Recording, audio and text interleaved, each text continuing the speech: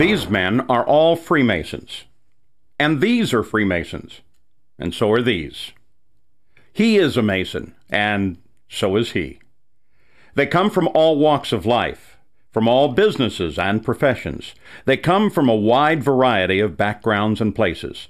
But they have one thing in common. They have discovered a fraternity, the Free and Accepted Masons, and they are all brothers. Welcome to Modern Freemasonry, as we give you a glimpse into the fraternity that has affected men's lives for centuries, and why I, and thousands like me, share this special brotherhood.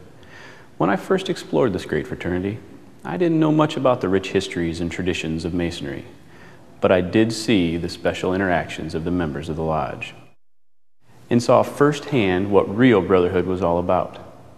These guys considered their fellow lodge members as a type of extended family, and I was impressed by the closeness they shared.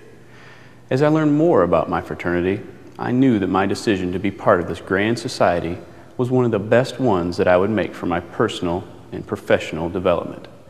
As I began to see how I fit into an organization that has affected the lives of many of our U.S. presidents, starting with George Washington, and includes some of the greatest movers and shakers of the past 300 years, I knew that I would benefit from these rich traditions, the same values and traditions that helped these men become better men, and having the same effect on me today.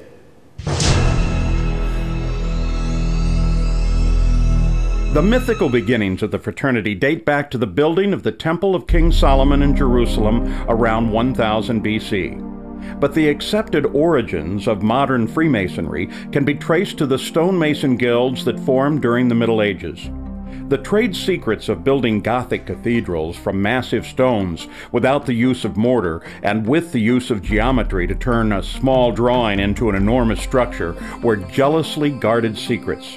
Secrets not even divulged to the priests of the churches who employed them. The guilds were developed to train masons in these skills, to enforce a standard of workmanship, and to hold their members to those high standards, as well as protect those valuable secrets. As the Gothic style of architecture lost its popularity and the common people became better educated across Europe, the Masonic guilds lost their reason for existence. But as the Age of Enlightenment dawned, a group of philosophical men saw in Masonry the ideal metaphor for character building in men. Construction of a strong, well-balanced structure, built with the assistance of many like-minded men and dedicated to God, much like the cathedrals of old. By the early 1700s, Freemasonry had changed from a guild of operative masons who actually built buildings to a character-building society of speculative masons, dedicated to taking good men and making them better. The fraternity of Free and Accepted Masons has been an integral part of culture of the civilized world throughout much of recorded history, and part of American society long before the colonists took up arms against the Crown in 1776. Many Americans don't realize that the development of America as a nation is interwoven with Masonic history, an illustration of Masonic traditions and values at work. These ideals of faith, combined with tolerance, charity and responsibility, and belief in the intrinsic goodness and equality of man, were carved into the foundation of our nation by men who first learned to practice them in a lodge. George Washington, Ben Franklin, John Hancock, James McHenry, and James Monroe were Masons. 9 Freemasons signed the Declaration of Independence, and 10 signed the Constitution, and 14 U.S. presidents have been Masons. As a Mason, I've taken advantage of the many benefits of membership. And of course, I'm having a lot of fun doing it. I came to realize that my fraternity serves me in a lot of ways, some of which I didn't expect at first. The members of my lodge are not just a collection of brothers who get together on meetings and other functions. They serve as a social outlet and mentors for achieving my goals. Masonry has introduced me to business and civic leaders that I otherwise may have never known. These personal connections represent just a slice of the fraternity's benefits. My fellow lodge members are also ready and willing to help me on a personal level, as they will be for you. The fraternity's great mix of ages and backgrounds lends itself to a personal support system, an experienced group of men who help me with challenges they've faced before. And most importantly, my brothers have become lifelong friends in the fraternity experience of a lifetime.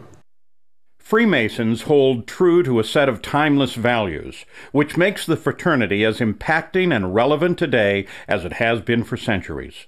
These enduring tenets have helped to guide men's lives, taking good men and helping them become better men by holding true to brotherly love, relief, and truth.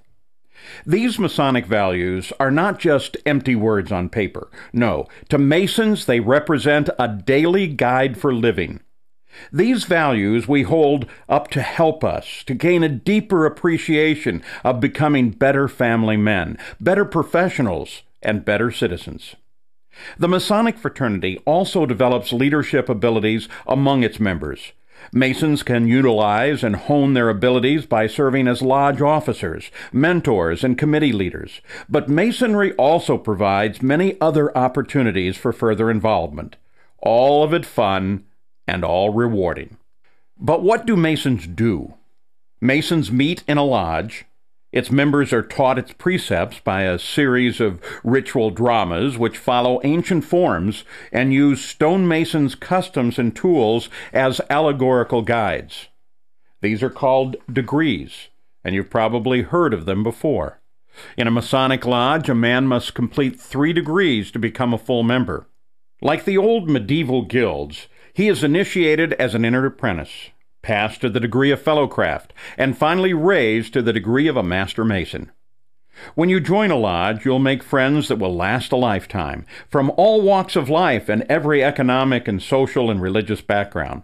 More than that, you will quickly find as you travel the country and the world that Freemasons are everywhere, and they share a bond with you solely because of the experience you share in common.